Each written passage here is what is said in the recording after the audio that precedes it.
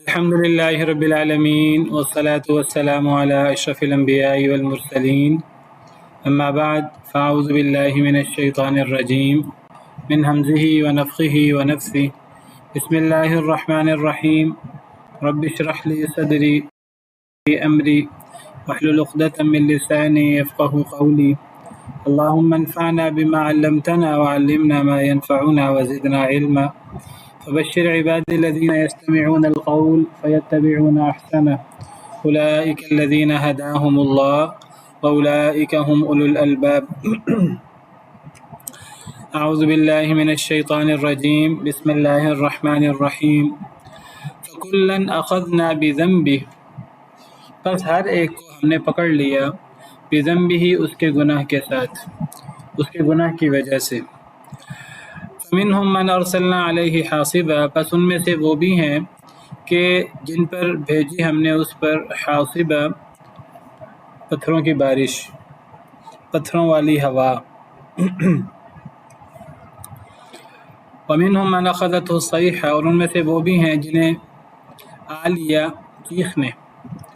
ومنهم من خسفنا به الارض اور ان میں سے وہ بھی ہیں جنہیں ہم نے دھنسا دیا زمین میں۔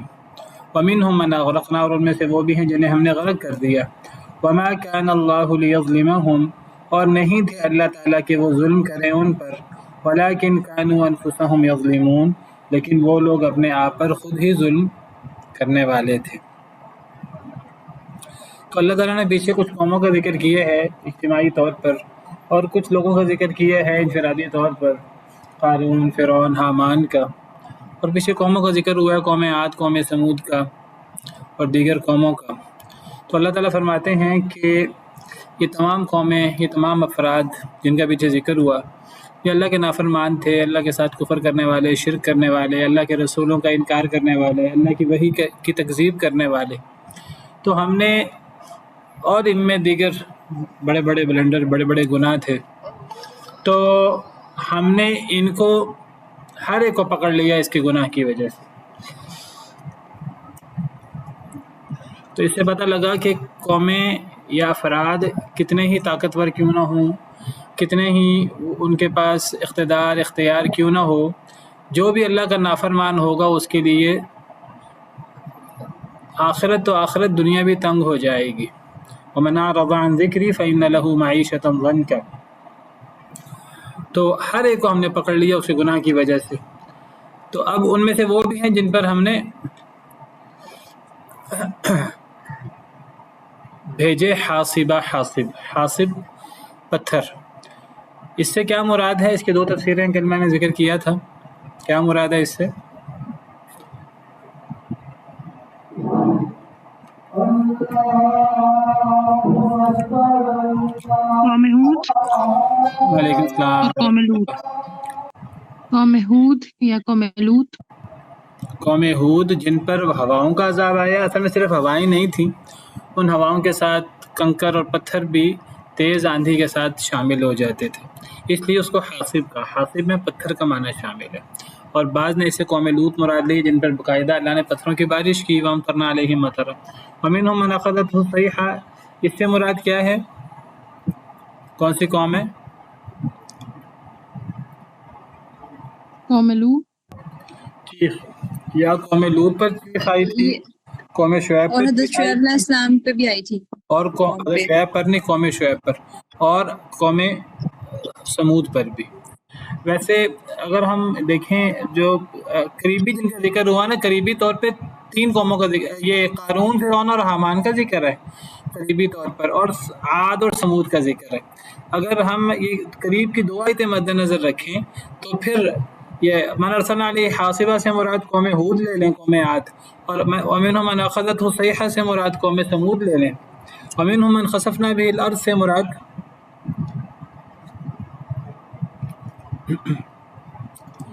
جن کو ہم نے دھنسا دیا زمین میں، کون ہے؟ قارون کو قارون، دھنسایا گیا۔ جس کا ذکر پچھلی آیت میں ہوا، قارون۔ ومنہم من اغرقنا، اس سے مراد کون ہوا؟ फिरौन इसमें मुराद फ़िरौन ले लें जिसका जिक्र पिछली आयत में हुआ, और अगर ज़्यादा पीछे जाना है फिर कौम नूह भी मुराद दी जा सकती है। और फिर अल्लाह फरमाते हैं वमा कान अल्लाहु लियज़्लिमहुम वलाकिन कानू अनफुसहुम यज़्लिमून, अल्लाह इन पे जुल्म करने वाले नहीं थे लेकिन ये लोग अपने आप पर खुद ही जुल्म किया इन्होंने, यानी ये खुद बाइस बने अल्लाह की इस पकड़ का और अल्लाह के इस अजाब का। अल्लाह के इन पर कोई जुल्म ज़्यादती नहीं है, अल्लाह ने तो बार बार इनको डराया, इनको रोका था। मसलुल्लज़ीन तख़ज़ू मिन दूनिल्लाहि औलिया, मिसाल उन लोगों की जिन्होंने पकड़ा अल्लाह के अलावा औलिया, माबूद, कारसाज, मसलिल अनकबूत, जैसे मिसाल मकड़ी की, इत्तख़ज़त बैता, जो घर पकड़े, व इन्ना अवहनल बुयूति लबैतुल अनकबूत, और बेशक सबसे कमज़ोर घरों में से अलबत्ता मकड़ी का घर होता है। लौ कानू यालमून, काश के वो जान ले। ये अल्लाह ताला ने ज़बरदस्त मिसाल पेश की है मुशरिक की, और मुशरिक जो शरीकों के बारे में उल्टे सीधे अक़ाइद रखता है, अपने माबूदों के बारे में गलत सलत, उनको जो उल्टे सीधे वो साफ दे देता है कि जी वो हाजत रवा हैं, वो मुश्किल कुशा हैं, वो गरीब नवाज हैं, वो औलाद दे सकते हैं, वो हमारी मदद कर सकते हैं, हमें मुश्किलात से बचा सकते हैं, क़यामत के दिन अगर क़यामत होगी तो अगर अल्लाह की तरफ से पकड़ होगी तो ये हमें उस सिफारिश कर लेंगे, ये हमें अल्लाह के अज़ाब से बचाएंगे। पीर अब्दुल क़ादिर जिलानी का मुरीद वो फ़लाँ चीज़ से बचता है, कब्र के अज़ाब से बचता है, अगर उसकी कलमा मौत के वक़्त कलमा याद ना आए तो पीर साहब उसको दोबारा ज़िंदा करके कलमा पढ़ा के दोबारा फिर, इस किस्म की जो उल्टे सीधे अक़ाइद लोगों ने बना रखे हैं। तो अल्लाह फरमाते हैं इन सब चीज़ों की मिसाल ऐसे है जैसे मकड़ी की मिसाल। मकड़ी की मिसाल असल मकसूद नहीं, असल मकसूद मकड़ी और मकड़ी के घर, मकड़ी जो घर पकड़ती है, मकड़ी का जाला, और मकड़ी का जाला गोया कि मकड़ी का घर है। और फिर अल्लाह फरमाते हैं व इन्ना अवहनल बुयूति लबैतुल अनकबूत, सबसे कमज़ोर घरों में से वो अलबत्ता मकड़ी का घर होता है। अब मकड़ी का सहारा, अब घर आमतौर पे अपने सहारे के लिए और बारिश और दुश्मनों और दीगर गैर मखलूक़ात से हिफाजत के लिए घर होता है। अब मकड़ी का घर उसको किस किस चीज़ से महफूज रख सकता है? जो मकड़ी के मुखालिफ जानवर हैं, जो मकड़ी को नुकसान पहुंचाने वाले हैं, तो मकड़ी का जाला उसकी बारिश से और मुखालिफ जानवरों से किस हद तक उसको महफूज रख सकता है? बिल्कुल भी महफूज नहीं रख सकता। तो यही हैसियत मुशरिक और मुशरिक ने जो माबूद बनाकर उन पर उम्मीदें, गलत सलत उम्मीदें लगा रखी हैं। देखिए अल्लाह ताला कुरान करीम में बार बार कहते हैं कि मुशरिकीन ने जो माबूद बना रखे हैं गैरुल्लाह, तो उनके बारे में जो औसाफ मुकर्रर कर रखे हैं वो औसाफ सिर्फ ज़बान की बातें हैं। इन हिया इल्ला अस्माउन सम्मैतुमूहा, ये सिर्फ नाम है जो तुमने नाम रख छोड़े हैं।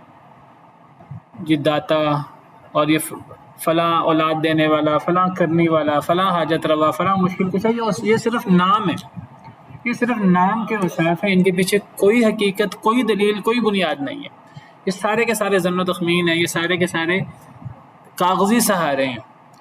तो अल्लाह ताला भी यही फरमा रहे हैं। अल्लाह फरमाते हैं कि अल्लाह के अलावा जिसको भी मुशरिक शरीक बनाते हैं तो ये सारे कागज़ी सहारे हैं, ये सारे नाम हैं। इन नामों की कोई हैसियत, कोई दलील, मा अंज़लल्लाहु अलैहा मिन सुल्तान, अल्लाह ने इन पर कोई दलील नहीं उतारी। तो इन कागज़ी सहारों की और ये जो लोगों ने इनको बड़े बड़े औसाफ दे रखे हैं, तो इनकी हैसियत ऐसे है जैसे मकड़ी घर बनाती है। तो सबसे कमज़ोर घर मकड़ी का है, तो ये सबसे कमज़ोर हैसियत मुशरिक अपने माबूद के साथ जो सिफ़ात लगाता है, तो वो सबसे कमज़ोर हैसियत होती है उसकी। ना दुनिया में ये उसके माबूद उसे बचा सकते हैं, ना आखिरत में उसे ये बचा सकते हैं। लौ कानू यालमून, काश के लोग इस बात को जान लें।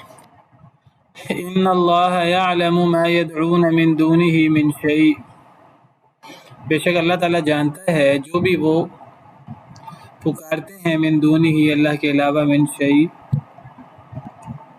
कुछ भी, जो भी। बेशक अल्लाह ताला जानते हैं जो भी वो पुकार रहे हैं अल्लाह के अलावा कुछ भी, अल्लाह ताला ان کے شرک سے، ان کے شرکیہ اعمال سے جو بدترین عمل ہیں، اللہ ان اعمال سے بخوبی اور پوری طرح واقف ہے۔ اللہ جانتا ہے انہیں، کیا جانتا ہے اللہ ان کے بارے میں؟ اللہ ان کے بارے میں یہ جانتا ہے کہ ان کی کوئی حیثیت نہیں ہے، ان کے پاس کوئی پاور نہیں ہے، ان کے پاس کوئی اختیار نہیں ہے۔ اللہ مشرکین کے شریکوں یا معبودوں کی حقیقت اور گہرائی سے اور ان کی کمزوری اور ان کے ضعف سے پوری طرح باخبر ہے۔ بے شک اللہ تعالیٰ جانتا ہے جو وہ پکار رہے ہیں اللہ کے علاوہ کچھ بھی، جس کو بھی وہ اللہ کے علاوہ پکارتے ہیں، کوئی بڑا معبود ہو، کوئی چھوٹا معبود ہو، اللہ سب کو جانتے ہیں۔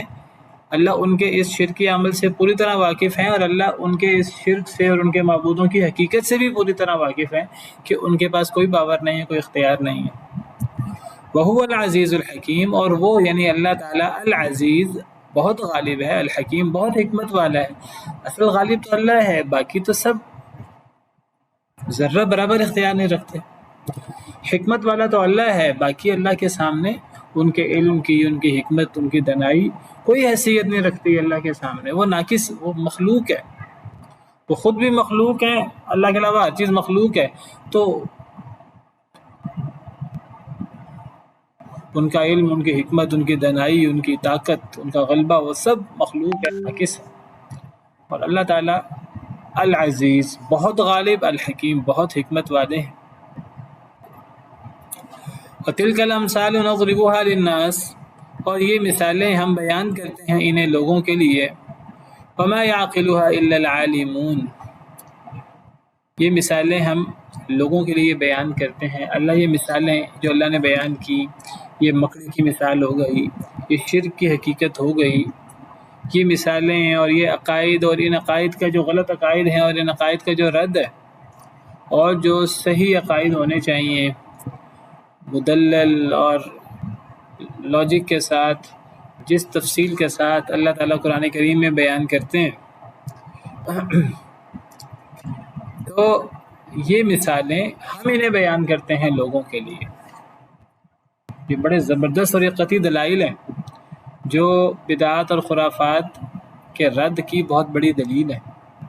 یہ مثالیں اللہ تعالیٰ نے مکڑی کی مثال پیش کی یہاں کہ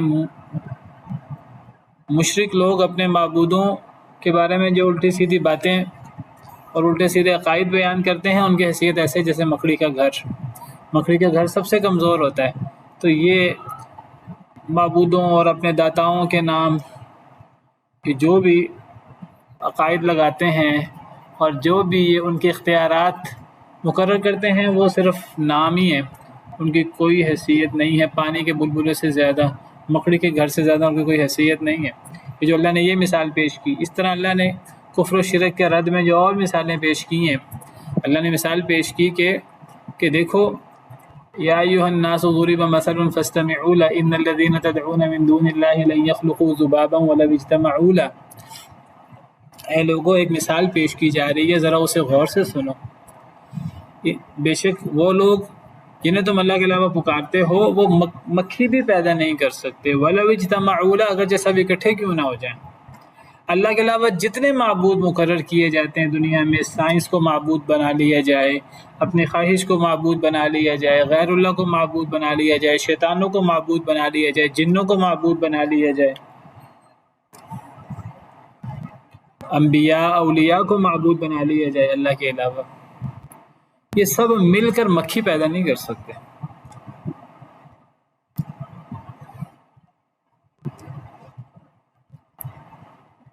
تو یہ مثالیں اور یہ جو رد ہے غلط عقائد کا، اس سے پتہ لگتا ہے کہ بدعات اور شرکیات اور خرافات کا رد کتنا ضروری ہے، اور قرآن کتنا رد کرتا ہے، اور کس طرح قرآن مثالیں بیان کر کر کے رد کرتا ہے، اور یہ رد کتنا ضروری ہے اور اس کی کتنی فضیلت ہے۔ یہ قرآن کے اصل موضوعات یہی ہیں۔ قرآن سب سے زیادہ شرک اور مشرکین اور ان کے عقائد اور ان کی بدعات اور خرافات، غلط عقائد کا، توہمات کا رد کرتا ہے۔ تو یہ مثالیں ہم بیان کرتے ہیں انہیں لوگوں کے سامنے۔ اللہ ایک ایک چیز کو کئی دلائل سے اللہ رد کرتے ہیں، کبھی کس طریقے سے کبھی کس طریقے سے. کبھی اللہ فرماتے ہیں جنہیں تم اللہ کے علاوہ معبود بناتے ہو وہ تو کچھ پیدا نہیں کر سکتے، وہ تو مکھی بھی پیدا نہیں کر سکتے. وہ سب مل جائیں، مکھی پیدا کرنا تو درکنار، مکھی ان کے کھانے سے کوئی چیز لے جائے وہ سب مل کر اسے واپس نہیں لا سکتے. وَإِن يَسْلُبْهُمُ الذُّبَابُ شَيْئًا لَا يَسْتَنقِذُوهُ مِنْهُ ضَعُفَ الطَّالِبُ وَالْمَطْلُوبُ. یہ جو پکارنے والے ہیں یہ بھی کمزور ہیں، جن کو پکارا جا رہا ہے وہ بھی کمزور ہیں، غیر اللہ. یہاں اللہ غیر اللہ کے لیے جو صفات مقرر کی جاتی ہیں، ان کے بڑے بڑے القاب، اللہ ان کا رد کر رہے ہیں کہ وہ مکڑی کے گھر کی طرح کمزور ہیں، کوئی ان کی حیثیت نہیں ہے.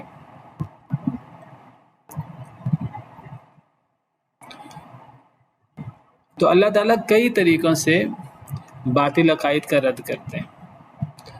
کبھی اللہ تعالیٰ فرماتے ہیں کہ افمن یخلق کمن لا یخلق، کہ کیا بس جو پیدا کرے وہ اس کی طرح ہو سکتا ہے جو پیدا نہ کرے. کون پیدا کرنے والا؟ اللہ. کون ہے جو پیدا نہ کرے؟ غیر اللہ، جو دیگر معبود ہے. دنیا جہاں کے معبود اکٹھے کر لیے جائیں.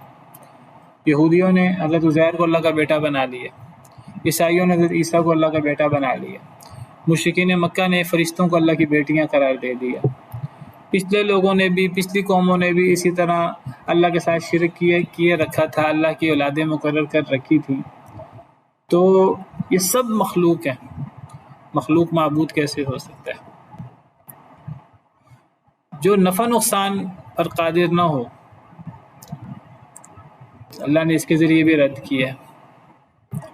اللہ نے کئی طریقوں سے رد کیا ہے.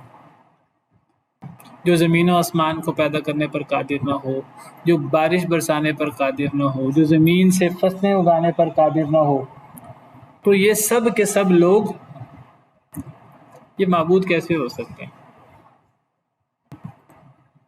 جو اپنی مدد نہ کر سکے وہ دوسرے کی مدد کیا کر سکتا ہے؟ جو علم غیب نہ جانتا ہو وہ معبود کیسے ہو سکتا ہے؟ جو قیامت سے واقف نہ ہو وہ معبود کیسے ہو سکتا ہے؟ اللہ نے کئی طریقوں سے شرک کا رد کیا. اور حقیقی معبود کون ہے؟ پھر اللہ تعالیٰ قرآن کریم میں اپنی صفات بیان کرتے ہیں، اور پھر وہ تو اللہ کی قدرت کے توحید کے دلائل ہیں. اللہ فرماتے ہیں زمین و آسمان کا خالق اللہ ہے، رات اور دن کا خالق اللہ ہے، رات اور دن کو آگے پیچھے لے جانے والا اللہ ہے، رات کے بعد دن کو لانے والا اللہ ہے، رات کے بعد رات نہیں آتی دن آتا ہے. اگر اللہ نہ چاہے تو رات کے بعد رات ہی رہے تو دن لانے والا کون ہے؟ وہ اللہ کے علاوہ کوئی نہیں ہے.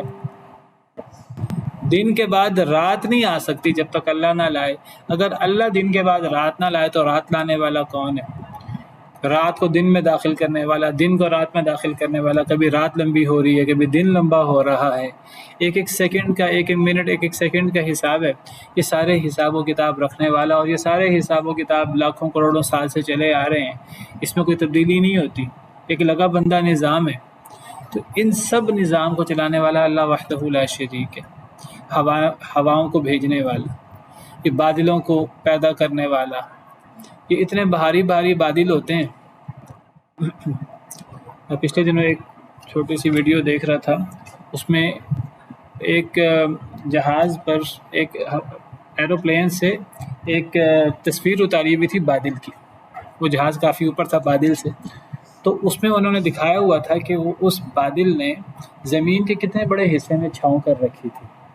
اتنی اوپر سے وہ زمین کا حصہ نظر آ رہا تھا، درمیان میں بادل نظر آ رہا تھا، اور نیچے نظر آ رہا تھا. وہ اوپر سے تو چھوٹا نظر آتا ہے، لیکن وہ پورے شہر پر اور کتنے لمبے حصے پر زمین کے اس نے چھاؤں کر رکھی تھی. اور پھر وہاں کسی نے وہاں لکھا ہوا تھا، انہوں نے سائنسی تحقیقات کہ کس طرح یہ بادل جو اتنے بڑے بڑے حصے پر چھاؤں کیے رکھتے ہیں، کسی جگہ دھوپ ہوتی، کسی جگہ چھاؤں ہوتی ہے، ان بادلوں کے اندر ہزاروں ٹن پانی ہوتا ہے. اور یہ کتنے لاکھوں ٹن اور کتنے ملینز ٹنز کے حساب سے یہ وزنی ہوتے ہیں یہ بادل. اور یہ بادل کیسے فضاؤں میں کھڑے ہیں؟ والسحاب المسخر بین السماء والارض، وہ بادل جو آسمان اور زمین کے درمیان مسخر ہیں، معلق ہیں. یہ اوپر کیوں نہیں جاتے؟ یہ نیچے کیوں نہیں گرتے؟ جب اللہ کا حکم ہوتا تو پانی برسے گا، اللہ کا حکم نہیں ہوگا تو پانی نہیں برسے گا. کہ ان کو فضا میں معلق کس نے کیا ہوا؟ یہ ہوائیں جس انداز سے چلتی ہیں، یہ ہوا تھوڑی سی زیادہ تیز چل جائے دنیا میں شاید کوئی مخلوق زندہ ہی نہ رہ سکے. اگر یہ ہوا چلے ہی نہ تو پھر دنیا کی کوئی مخلوق زندہ نہ رہ سکے. یہ سورج جس حساب سے جو ہے وہ گرمی پیدا کرتا ہے، جس لحاظ سے توانائی دیتا ہے، اگر سورج زیادہ گرمی پیدا کر دے تو ساری مخلوق جو ہے جل کے بھسم ہو جائے، اور اگر یہ سورج اس کا کم درجہ حرارت ہو جائے تو ساری مخلوق جو ہے وہ جم کر فنا ہو جائے. اللہ معاف کرے. کیسے اللہ تعالیٰ نے چھوٹی چھوٹی چیز کا حساب رکھا ہوا. تو یہ اللہ کی قدرت ہے اور اللہ کی شان ہے، اور اس اللہ کو ملایا جاتا ہے. دیکھیں جب بھی اللہ کے ساتھ شرک کیا جاتا ہے، یا تو اللہ کو ان کے لیول پہ لایا جاتا ہے یا ان کو اللہ کے لیول پہ لایا جاتا ہے، دونوں اللہ کے ساتھ زیادتی ہے. اللہ معاف کرے. اللہ کی توہین ہے. وما قدر اللہ حق قدرہ، لوگوں نے اللہ کی قدر نہیں کی جو اللہ کی قدر کرنے کا حق ہے. والارض جمیعا قبضتہ یوم القیامہ، قیامت کے دن ساتیں زمینیں اللہ کی مٹھی میں ہوگی. والسماوات مطویات بیمینہ، اور سارے کے سارے آسمان اللہ رب العالمین کے دائیں ہاتھ کے گرد لپٹے ہوں گے. سبحانہ وتعالی عما یشرکون، اللہ بہت پاک ہے، اللہ بہت بلند ہے اسے جو یہ شرک کرتے ہیں. کیسے اتنے عظیم الشان اللہ رب العزت کے بالمقابل یہ اللہ کے بندوں کو کیسے لے آتے ہیں. سب سے بڑا گناہ جو اللہ کو برداشت ہی نہیں ہے شرک. اس کے علاوہ اللہ جو چاہیں معاف کر دیں، اللہ پرواہ نہ کریں. چاہیں تو اللہ معاف کر دیں، چاہیں تو اللہ سزا دے دیں. شرک کو اللہ نے کبھی معاف نہیں کرنا. لیکن سب سے زیادہ جو ہوتا ہے شرک ہوتا ہے اس دنیا میں. سب سے زیادہ وسوسہ جو ڈالتا ہے انسانوں کو شیطان، وہ شرک کا ڈالتا ہے. اور شرک سے سب سے زیادہ ڈرنا چاہیے. ان اللہ لا یغفر ان یشرک بہ ویغفر ما دون ذلک لمن یشاء، اللہ شرک کو کبھی معاف نہیں کریں گے. شرک کے علاوہ اللہ جو چاہیں معاف کر دیں. ومن یشرک باللہ فقد افتری اثما عظیما، جو اللہ کے ساتھ شرک کرتا ہے وہ بہت بڑا جھوٹ گھڑتا ہے، اور اللہ پہ جھوٹ کرنا سب سے بڑا ظلم ہے. اور دوسری آیت میں فرمایا ومن یشرک باللہ فقد ضل ضلالا بعیدا، جو اللہ کے ساتھ شریک بنائے تو وہ دور کی گمراہی میں جا پڑا. اور شیطان سب سے زیادہ لوگوں کو شرک کے حوالے سے شبہات پیدا کرتا ہے. اور اللہ فرماتے ہیں جو کفر کا دعویٰ کرتے ہیں وہ تو ہیں ہی مشرک، جو ایمان کا دعویٰ کرنے والے اکثر مشرک ہوتے ہیں. وما یؤمن اکثرهم باللہ الا وهم مشرکون، نہیں ایمان لاتے ان میں سے اکثر مگر وہ مشرک ہوتے ہیں. اتنی خطرناک چیز ہے یہ شرک. وہ شرک جس کے بارے میں اللہ فرماتے ہیں انہ من یشرک باللہ فقد حرم اللہ علیہ الجنہ، جو اللہ کے ساتھ شریک بناتا ہے اللہ نے اس پہ جنت حرام کر دی. وہ جنت کے قریب بھی نہیں پھٹک سکتا جو اللہ کے ساتھ شرک کرتا ہے. شرک ذات میں بھی ہوتا ہے اللہ کی، شرک اللہ کی صفات میں بھی ہوتا ہے، شرک اللہ کی عبادت میں ہوتا ہے، اللہ کے اسماء و صفات میں ہوتا ہے، ربوبیت میں ہوتا ہے، الوہیت میں ہوتا ہے، اسماء و صفات میں ہوتا ہے. تو ان تمام شرک سے ہمیں اپنے آپ کو بچانا ہے. سب سے پہلے ایک انسان کو جائزہ لینا چاہیے اپنا، وہ اسی چیز کا جائزہ لینا چاہیے کہ کہیں میں شرک میں مبتلا تو نہیں ہو گیا. صحابہ کرام رضوان اللہ علیہم اجمعین، وہ صحابہ جن کو جنتوں کی بشارتیں ملی، وہ پریشان رہتے تھے کہیں ہم شرک میں مبتلا تو نہیں ہو گئے، کہیں ہم نفاق میں مبتلا تو نہیں ہو گئے. نبی کریم صلی اللہ علیہ وسلم صحابہ کرام کو تعلیم دے رہے ہیں کہ اے میرے صحابہ، شرک چونٹی کی چال سے زیادہ مخفی ہے. یہ جسم میں اور دل میں اور ہمارے اندر آتے ہوئے سرایت کرتے ہوئے پتہ نہیں لگتا. جیسے چونٹی وہ ہمارے اوپر چڑھ جاتی ہے، ہمیں پتہ نہیں لگتا. ہمیں تو پتہ تب لگتا ہے جب وہ کاٹتی ہے تو پتہ لگتا، ورنہ پتہ ہی نہیں لگتا ہمیں. اس کے چلنے کی چاپ ہمیں سنائی نہیں دیتی. شرک اس طرح ہمارے اندر داخل ہو جاتا ہے. الشرک اخفی فیکم من دبیب النمل او کما قال علیہ الصلوۃ والسلام. آپ نے فرمایا اے لوگو، اے صحابہ، امت کو تعلیم دی آپ نے کہ شرک تم میں چونٹی کی چال سے زیادہ مخفی ہے. صحابہ کرام پریشان ہو گئے. دیکھیے، جس نے اللہ سے ڈرنا ہے، اللہ کے عذاب سے بچنا ہے، جس کو فکر ہے میں نے اللہ کو ناراض نہیں کرنا، پھر سب سے پہلے پریشان ہوگا. اچھا شرک اس طرح دبے پاؤں داخل ہو جاتا ہے. صحابہ کرام پریشان ہو گئے، عرض کرنے لگے اللہ کے رسول، ہم کیسے بچیں شرک سے؟ کیسے اپنا محاسبہ کریں، کیا دعا کریں اللہ تعالیٰ سے شرک سے بچیں. آپ نے دعا سکھائی، آپ نے فرمایا اللہ سے دعا کیا کرو اللہم انا نعوذ بک ان نشرک بک ونحن نعلم ونستغفرک لما لا نعلم. اے اللہ ہم آپ کی پناہ میں آتے ہیں کہ ہم آپ کے ساتھ شرک کریں اور ہمیں پتہ ہو، ہم ایسا عمل کریں جس کا ہمیں پتہ ہی نہ ہو. اے اللہ ہم علم اور لا علمی میں ہر گناہ اور ہر شرک سے آپ کی پناہ میں آتے ہیں. یہ دعا مانگنی چاہیے. صحابہ کرام مانگا کرتے تھے. وہ صحابہ جن کو بالعموم بھی جنت کی بشارت ملی رضی اللہ عنہم ورضوا عنہ، اور وہ صحابہ جن کو بالخصوص نام لے کر جنت کی بشارت ملی. پھر صحابہ کو چھوڑیے، نبی شرک سے ڈرتے تھے. سیدنا ابراہیم علیہ السلام جن کو امام الحنفاء کہا جائے یا امام التوحید کہا جائے، وہ اکیلے ہی امت تھے، اور ان کی نام کا ایک جزو ہے حنیفہ، ولم یکن من المشرکین. قرآن میں جہاں بھی ان کا نام آتا ہے ابراہیم حنیفہ ولم یکن من المشرکین. وہ سیدنا ابراہیم علیہ السلام اللہ سے دعائیں کرتے تھے، اللہ مجھے شرک سے بچا لے، اے اللہ مجھے میری اولاد کو شرک سے بچا لے. حضرت ابراہیم علیہ السلام، قرآن میں ان کی دعا موجود ہے، ہم قرآن پڑھیں تو صحیح. وَإِذْ قَالَ إِبْرَاهِيمُ رَبِّ اجْعَلْ هَذَا الْبَلَدَ آمِنًا وَاجْنُبْنِي وَبَنِيَّ أَن نَّعْبُدَ الْأَصْنَامَ. اے اللہ اس شہر کو امن کا شہر بنا دے، مکہ کو.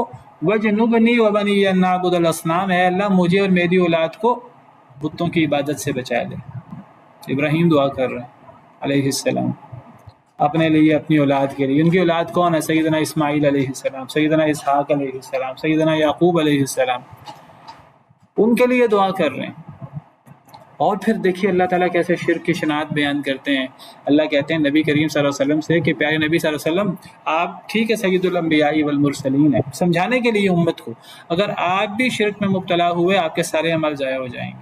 وَلَقَدْ أُوحِيَ إِلَيْكَ وَإِلَى الَّذِينَ مِن قَبْلِكَ لَئِنْ أَشْرَكْتَ لَيَحْبَطَنَّ عَمَلُكَ وَلَتَكُونَنَّ مِنَ الْخَاسِرِينَ. آپ پر بھی یہ وحی کی گئی اور آپ سے پہلے انبیاء کرام علیہم السلام پر بھی یہ وحی کی گئی کہ البتہ اگر تو نے شرک کیا تو تیرے عمل بھی ضائع ہو جائیں گے.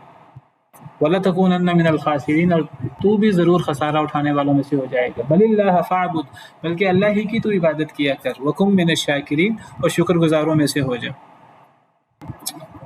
اور ایک جگہ پر تو 18 انبیاء کا ذکر کر کے سب انبیاء کے حوالے سے امت کو سمجھانے کے لیے کہہ دیا کہ اگر یہ 18 کے 18 انبیاء شرک کر دیتے ان کے سارے اعمال اکارت ہو جاتے. وَلَوْ أَشْرَكُوا لَحَبِطَ عَنْهُمْ مَا كَانُوا يَعْمَلُونَ. اگر یہ شرک کر لیتے، سورہ انعام میں 18 انبیاء کا ذکر نام لے کر، اور اس کے آخر میں آیت ہے اگر یہ شرک کر لیتے ہمیں سمجھانے کے لیے، لَحَبِطَ عَنْهُمْ مَا كَانُوا يَعْمَلُونَ، نبی ہونے کے باوجود ان کے عمل ضائع ہو جاتے. تو جب اتنا سینسٹیو معاملہ ہے تو ہم اس کے بارے میں ہم توجہ کیوں نہیں کرتے، ہم جائزہ کیوں نہیں لیتے اپنا؟ ہم اس کے بارے میں ہم اتنے شیطان کے وسوسے میں کیوں مبتلا ہیں کہ یہ امت شرک نہیں کر سکتی. اس کا مطلب ہے کہ امت شرک نہیں کر سکتی، کبھی امت جائزہ نہ لے اپنا شرک کے حوالے سے. اور یہ امت سب سے زیادہ شرک میں تو مبتلا ہے. صریح اللہ کے علاوہ غیر اللہ کو پکارا جاتا ہے، اس سے حاجتیں مانگی جاتی ہیں، واسطہ نہیں دیا جاتا اللہ کو. وہ تو دیا جاتا ہے وہ بھی غیر اللہ کا، اے اللہ فلاں کے واسطے سے مجھے معاف کر دے. وہ ایک صریح غیر اللہ کو پکارا جاتا ہے. صریح نبی کریم صلی اللہ علیہ وسلم سے مدد مانگی جاتی ہے، سیدنا علی سے مدد مانگی جاتی ہے، سیدنا حسین سے مدد مانگی جاتی ہے، پیر عبدالقادر جیلانی سے مدد مانگی جاتی ہے، اور کتنے لوگوں سے مدد مانگی جاتی ہے، پیروں فقیروں سے مدد مانگی جاتی ہے. یوٹیوب پہ چیزیں موجود ہیں. کل پرسوں ہی میں نے ایک کلپ دیکھا، صریح غیر اللہ سے مدد مانگ رہے ہیں لوگ. پیر عبدالقادر جیلانی کی قبر پہ جا کے، داتا دربار کہتے ہیں اس کو، وہاں جا کر صریح ان سے قبر والے سے مانگتے ہیں، قطع نظر اس کے کہ اس قبر میں وہ بزرگ ان کے وہ ہیں بھی کہ نہیں، ان کی نعش موجود بھی ہے کہ نہیں ہے، والعیاذ باللہ. تو صرف سے اپنے آپ کو بچانا چاہیے حتی الامکان. جی آپ میں سے کوئی سوال کر رہا تھا؟ السلام علیکم. وعلیکم السلام ورحمۃ اللہ.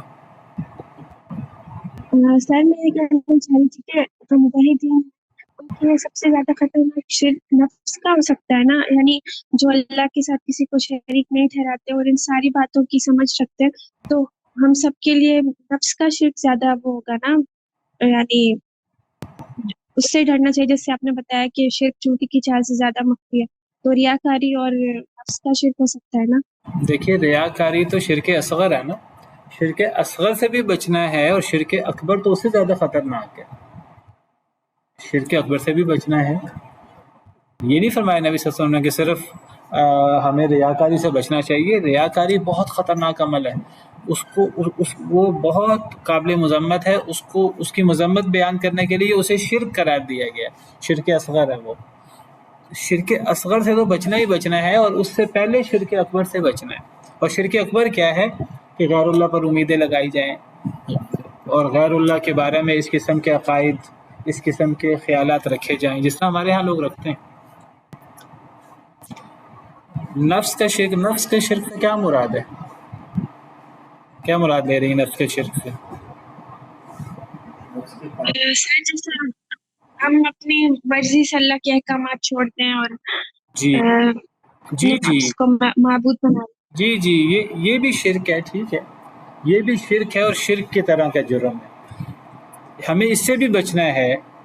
अफ़ाराइत मन इत्तख़ज़ इलाहहु हवा, लेकिन ये जो बाकायदा शिर्क की बहुत ज़ाहिरी सूरतें हैं हमें उनसे भी बचना है। ये जो कब्रों पर शिर्क होता है और कब्र परस्ती, मज़ार और ये कितनी बड़ी खुराफात हैं, इन सब से अपने आप को बचाना है। नफ्स के शिर्क से भी बचाना है, अपने ख्वाहिश परस्ती उससे भी बचाना है और शिर्क खफ़ी रियाकारी से भी अपने आप को बचाना है, तकब्बुर से भी अपने आप को बचाना है और हमें कब्र परस्ती से भी अपने आप को बचाना है।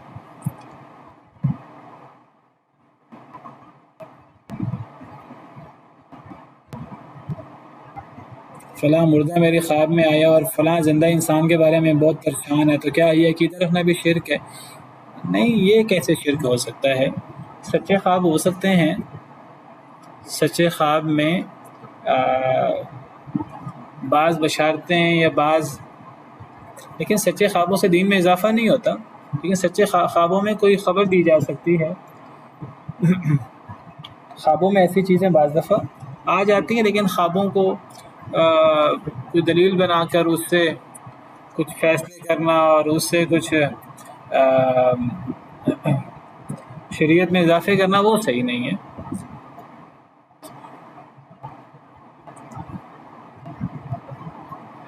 चलें जी, खलक़ल्लाहु अस्समावाति वल अर्ज़ बिल हक़, अल्लाह फरमाते हैं ये मिसालें हम बयान करते हैं लोगों के लिए, वमा याक़िलुहा इल्लल आलिमून, नहीं समझते इन मिसालों को मगर इल्म रखने वाले लोग। इन मिसालों को इल्म वाले लोग समझ लेते हैं, आम लोग तवज्जो नहीं करते, गौर नहीं करते, उन्हें समझ नहीं आती, वो शुबहात में मुब्तला रहते हैं।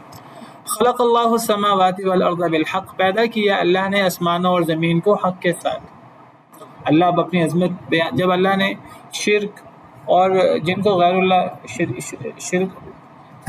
शरीक बनाया जाता है, जब अल्लाह ताला ने उनकी हकीकत वाज़ेह की, वो कितने कमज़ोर हैं, उन पर सहारा लेना ऐसे है जैसे मकड़ी के घर का सहारा लेना। तो फिर अल्लाह अपनी अज़मत बयान करते हैं कि अल्लाह तो आसमान और ज़मीन का खालिक है और अल्लाह ने ज़मीन और आसमान को बेमकसद पैदा नहीं किया। इससे अल्लाह की शान भी नुमाया होती है, आसमान और ज़मीन का खालिक है अल्लाह, ये बयान करके, और इससे हमारी ज़िंदगी का मकसद भी बयान होता है। एक तो अल्लाह की अज़मत बयान हुई खलक़स समावाति वल अर्ज़ बिल हक़ से, कि अल्लाह ताला ज़मीन और आसमान, ज़मीन कितनी बड़ी मखलूक है हम तसव्वुर नहीं कर सकते, ठीक है। अल्लाह की अज़मत नुमाया हुई, जब अल्लाह की अज़मत नुमाया हुई ऑटोमेटिक शिर्क रद हुआ कि कोई मखलूक इतनी अजीम नहीं हो सकती। तो अल्लाह तो आसमान और ज़मीन के खालिक है, कोई मखलूक मक्खी की खालिक नहीं हो सकती। सारी मखलूक मिल जाए, सारे शरीक मिल जाएं, मक्खी पैदा नहीं कर सकते। तो अल्लाह तो ज़मीन और आसमान का खालिक है। इससे अल्लाह की तौहीद भी नुमाया हुई, अल्लाह की अज़मत भी नुमाया हुई, अल्लाह की शान, और हमारी ज़िंदगी का एक मकसद भी नुमाया हुआ। ज़िंदगी का मकसद क्या है कि दुनिया बेमकसद नहीं है। अल्लाह ने सिर्फ हमें दुनिया में ऐश करने के लिए और जानवरों की तरह खाने पीने के लिए और सोने के लिए और ऐश व इशरत करने के लिए नहीं भेजा। इस दुनिया में अल्लाह का हमसे कोई तकाजा है कि दुनिया बा मकसद है। मकसद क्या है? आखिरत। आखिरत के लिए तगो दो, और वो तगो दो कैसे होगी? अल्लाह वही भेजेंगे अपने रसूलों के ज़रिए, उस वही के मुताबिक एक पाबंदी के साथ ज़िंदगी गुजारनी है, एक लगी बंदी ज़िंदगी गुजारनी है, जिसको इबादत कहते हैं। افحسبتم انما خلقناکم عبثا، کیا تم گمان کرتے ہو ہم نے تمہیں فضول پیدا کیا، وانکم الینا لا ترجعون، تم ہماری طرف نہیں لوٹائے جاؤ گے. نہیں، زندگی عبث نہیں ہے، بے مقصد نہیں ہے، اللہ کی طرف لوٹنا ہے. تو یہ بہت بڑا مقصد ہے. اب اللہ کی طرف لوٹنے کے لیے ہمیں کیا کرنا ہے؟ عبادت کرنی ہے. وما خلقت الجن والانس الا لیعبدون، میں نے جن اور انسانوں کو اپنی عبادت کے لیے پیدا کیا. عبادت کسے کہتے ہیں؟ عبادت اچھے عمل کو کہتے ہیں. الذی خلق الموت والحیات لیبلوکم ایکم احسن عملا، اللہ نے زندگی موت کو اس لیے پیدا کیا کہ اللہ تمہیں آزمائے. اے انسانوں، اے جنوں، تم میں سے کون اچھا عمل کرتا ہے؟ اچھا عمل کون سا ہوتا ہے؟ اچھا عمل میری مرضی کا نہیں ہوتا. اچھا عمل وہ ہوتا ہے جو اللہ بتائیں قرآن میں یا اللہ کا رسول بتائے سنت میں. کتاب انزلناہ الیک مبارک لیدبروا آیاتہ ولیتذکر اولو الالباب، یہ ہماری زندگی کا مقصد ہے. اللہ کے احکامات پر عمل، نبی کے احکامات پر عمل. ہماری زندگی یہ آزادی کے ساتھ نہیں گزر سکتی. ہم سب کچھ کرنے میں آزاد نہیں ہیں، ہم پابند ہیں.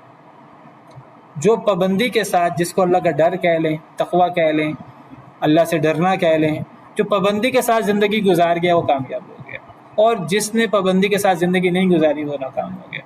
وَلِمَنْ خَافَ مَقَامَ رَبِّهِ جَنَّتَانِ وَأَمَّا مَنْ خَافَ مَقَامَ رَبِّهِ وَنَهَى النَّفْسَ عَنِ الْهَوَىٰ فَإِنَّ الْجَنَّةَ هِيَ الْمَأْوَىٰ، جو اللہ کے سامنے کھڑا ہونے سے ڈر گیا قیامت کے دن، دنیا میں ڈر ڈر کر زندگی گزاری اور اپنے نفس کو خواہش سے روکا. بھی خواہش نفس کہ شرک کی بات ہو رہی تھی، اپنے نفس کو خواہش سے روکا. فَإِنَّ الْجَنَّةَ هِيَ الْمَأْوَىٰ، جنت اس کا ٹھکانہ ہے. لیکن جس نے سرکشی کی، اپنے نفس کو کھلا چھوڑ دیا، تو جہنم اس کا ٹھکانہ ہے، والعیاذ باللہ. تو خلق اللہ السماوات والارض بالحق سے اللہ کی توحید، اللہ کی عظمت نمایاں ہوئی، اور تمام شریک جو ہیں ان کی کمزوری نمایاں ہوئی، اور اللہ طاقتور ہے، اور ہماری زندگی کا مقصد بھی بیان ہوا. ان فی ذلک لآیۃ للمؤمنین، بے شک اس میں البتہ نشانی ہے بہت بڑی ایمان والوں کے لیے. یہ جب بھی اللہ زمین و آسمان کی تخلیق کی بات کرتے ہیں تو اس کو کبھی بھی ہمیں لائٹ نہیں لینا چاہیے. نہیں جی یہ کون سی بڑی چیز ہے، یہ تو ہم روزانہ دیکھتے ہیں.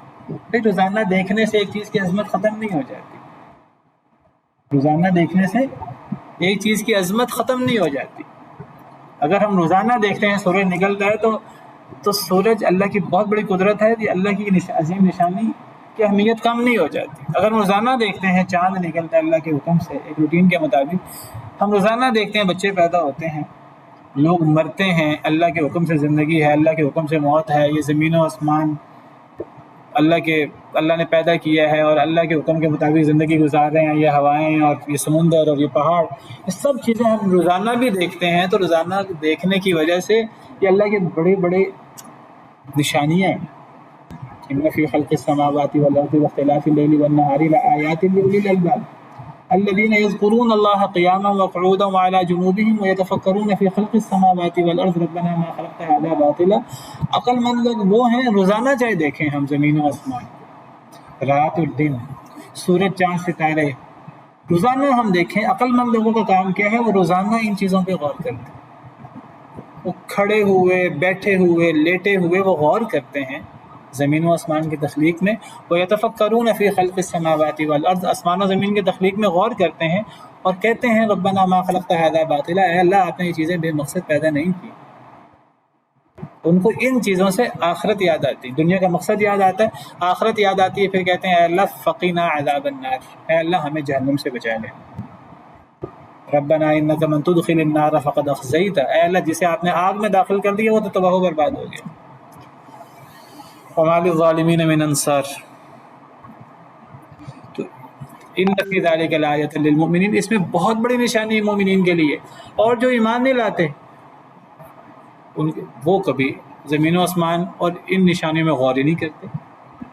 جس نے غور کرنا اس کو کائنات کے ذرے ذرے میں اللہ نظر آتا ہے،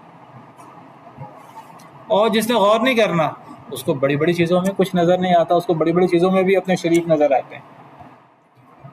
اب آپ دیکھیں ملحد لوگ بھی موجود ہیں، اللہ کا انکار کرنے والے، تو کوئی نظر نہیں آتا اللہ، بڑی بڑی نشانیوں کے باوجود اللہ نظر نہیں آتا. اس سے بڑا بیوقوف کون ہوگا؟ اتل ما اوحی الیک من الکتاب واقم الصلاۃ، تلاوت کیجئے. اتلو فعل امر ہے، واحد مذکر حاضر. اے اللہ کے نبی صلی اللہ علیہ وسلم تلاوت کیجئے، پڑھیں ما اوحی الیک، جو وحی کی گئی آپ کی طرف، من الکتاب، کتاب سے، واقیم الصلاۃ، اور نماز قائم کریں۔ اور پیچھے زمین و آسمان کی تخلیق کی بات ہوئی ہے، زمین و آسمان کی تخلیق کے ساتھ اصل میں ہماری زندگی کا مقصد جڑا ہوا ہے۔ تو گویا کہ جب زندگی کے مقصد کی بات ہوئی اور زندگی کا مقصد یہ ایمان والوں کو سمجھ آتی ہے، تو اس کے ساتھ قرآن پڑھنے کا اور نماز کا ذکر ہے، جس سے ایک مسلمان کے لیے قرآن پڑھنے کی اہمیت اور نماز کی اہمیت کا پتہ لگتا ہے۔ ایک مسلمان کی زندگی میں کتاب کی کیا اہمیت ہے، کتاب اور کتاب کی تلاوت۔ تلاوت کیجئے جو کچھ وحی کی گئی آپ پر، من الکتابی، کتاب سے۔ اچھا، تلاوت کا مطلب تلا یتلو، اس کا مطلب پڑھنا بھی ہوتا ہے اور اس کا مطلب عمل کرنا بھی ہوتا ہے، کسی کے پیچھے چلنا۔ اس کے لیے بھی تلا یتلو کا لفظ آتا ہے۔ اتلو کے دونوں معنی ہو سکتے ہیں کہ جو کچھ آپ پر کتاب کی وحی کی گئی اس کو پڑھیں اور اس پر عمل کریں، دونوں معنی ہو سکتے ہیں۔ تو قرآن پڑھنا بھی ہے اور قرآن پر عمل بھی کرنا ہے۔ قرآن کو پڑھا جائے، عمل نہ کیا جائے تو ہم نے قرآن کا حق ادا نہیں کیا، اور اگر قرآن کو نہ پڑھا جائے اور عمل کیا جائے پھر بھی قرآن کا پورا حق ادا نہیں ہوا۔ بعض لوگ کیا کہتے ہیں، نہیں جی اصل مقصد تو قرآن کا عمل ہے، تدبر ہے۔ غامدی صاحب اور بعض اس قسم کے لوگ، یہ کچھ لوگ پڑھتے رہتے ہیں قرآن کو حفظ کرتے ہیں، جس کا کیا فائدہ ہے؟ بھئی اللہ کا کلام ہے، قرآن کا کسی کو ترجمہ آتا ہے نہیں آتا، قرآن پڑھنے کی اپنی بڑی برکتیں ہیں، قرآن پڑھنے کی بڑی برکت ہے۔ یہ بات ٹھیک ہے، قرآن صرف پڑھنا کافی نہیں ہے، ساتھ ہمیں عمل کرنا ہے، ساتھ تدبر کرنا ہے، لیکن اس کا مطلب یہ نہیں کہ ہم سب کچھ عمل کو سمجھ دیں اور قرآن پڑھنا چھوڑ دیں۔ ایک بندہ کہ جی میں تو قرآن بہت پڑھتا ہوں، قرآن پہ بڑا تدبر کرتا ہوں، قرآن پر عمل کرنے کی کوشش کرتا ہوں، اس سے پوچھیں جی آپ قرآن پڑھتے کتنا ہیں، تو وہ کہ وہ قرآن پڑھتا تو نہیں، قرآن پڑھنا بھی چاہیے۔ نبی کریم صلی اللہ علیہ وسلم کے جو فرائض منصبی بیان ہوئے ہیں 4، لقد من اللہ علی المؤمنین اذ بعث فیہم رسولا من انفسہم یتلو علیہم آیاتہ ویزکیہم ویعلمہم الکتاب والحکمہ۔ ایک تلاوت آیات ہے، ایک تزکیہ نفس ہے، ایک تعلیم کتاب ہے، ایک تعلیم حکمت ہے۔ تعلیم حکمت سے مراد سنت ہے، سنت کو سکھانا۔ تو کتاب سے متعلق 2 چیزیں، ایک تعلیم کتاب اور ایک تلاوت آیات۔ تو تلاوت آیات کو الگ ذکر کیا گیا ہے۔ تلاوت آیات کی اپنی اہمیت ہے، اس کا دل کے اوپر ایک اپنا اثر ہے، دل کا زنگ دور ہوتا ہے اس سے۔ اور پھر اصل مقصد تو تدبر کرنا ہی ہے، نہ یہ اکیلا کافی ہے نہ وہ اکیلا کافی ہے، دونوں کی ضرورت ہے۔ تو مقصد زندگی میں قرآن پڑھنے اور قرآن پر عمل کرنے کی کیا اہمیت ہے، اس آیت سے پتہ لگا۔ اور نمبر 2، نماز۔ قرآن میں سینکڑوں مرتبہ نماز کا حکم ہے۔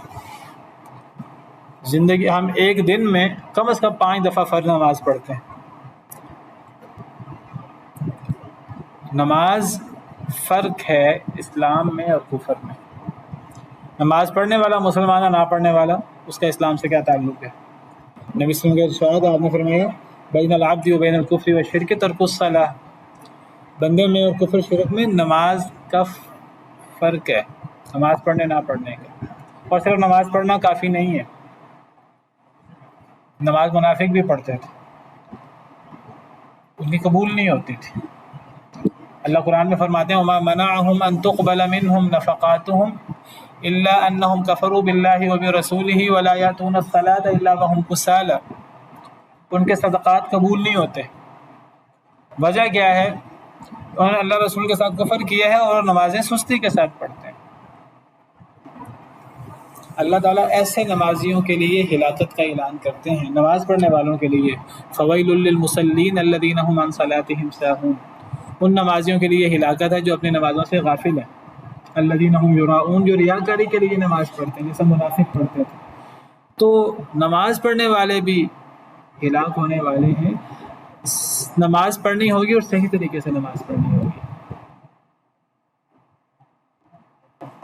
تو ایسی نماز پڑھنے والا مومن ہوتا ہے۔ حدیث میں آتا ہے جو بندہ نماز پڑھے اس کے ایمان کی گواہی دے، جس کو تم نماز پڑھتے دیکھو مسجد میں آتا جاتا ہے، نماز کی اس کو فکر ہے، تو ایسے شخص کے بارے میں گواہی دو کہ یہ بندہ مومن ہے۔ کوئی بندہ فوت ہو جائے، ہمیں پتہ ہو بندہ نمازی تھا، تو ہم اس کے بارے میں گواہی دیں کہ اے اللہ ہمیں تو یہ مومن نظر آتا تھا۔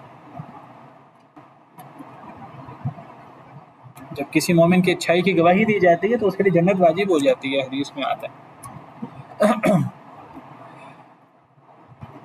تو نماز پڑھنا نہ پڑھنا یہ کفر اسلام کا مسئلہ ہے۔ فرمایا کہ تلاوت کیجیے جو کچھ وحی کی گئی آپ پر کتاب سے، واقعی میں صلاح اور نماز قائم کریں۔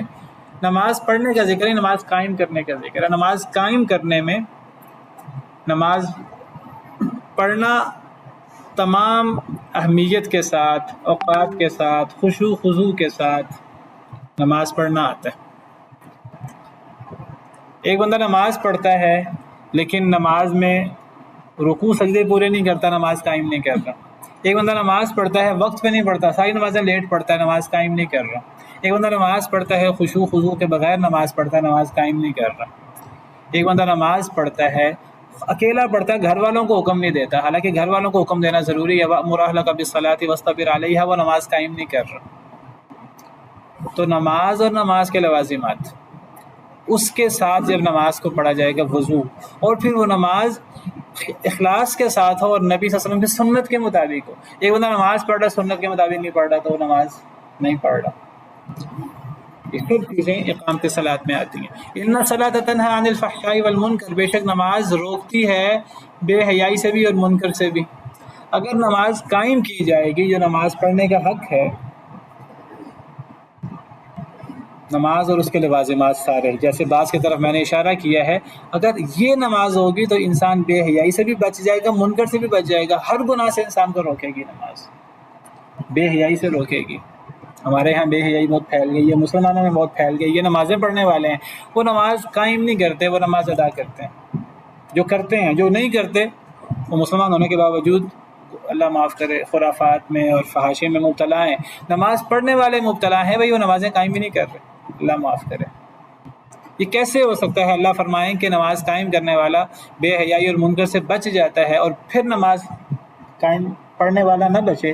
اللہ کے فرمان میں غلطی نہیں ہو سکتی، ہماری نمازیں ادا نہیں ہو رہی، ہماری نمازیں قائم نہیں ہو رہی۔ اور پھر فرمایا والا ذکر اللہ اکبر، اور البتہ اللہ کا ذکر سب سے بڑی چیز ہے، یعنی نماز کے اندر ذکر، خشوع خضوع۔ اقیم الصلاۃ لذکری، حضرت موسیٰ کو اللہ نے فرمایا تھا موسیٰ میری یاد کری نماز قائم کر۔ نماز کے اندر سب سے پہلے ذکر ہوتا ہے، اللہ کی یاد، خشوع خضوع۔ جو نماز ذکر کے بغیر ہے وہ نماز نہیں ہے۔ واللہ یعلم ما تصنعون، اللہ جانتا ہے جو تم کرتے ہو۔ چلیں جی اتنا ہی کافی ہے۔ سبحان ربک رب العزت عما یصفون وسلام علی المرسلین والحمد للہ رب العالمین۔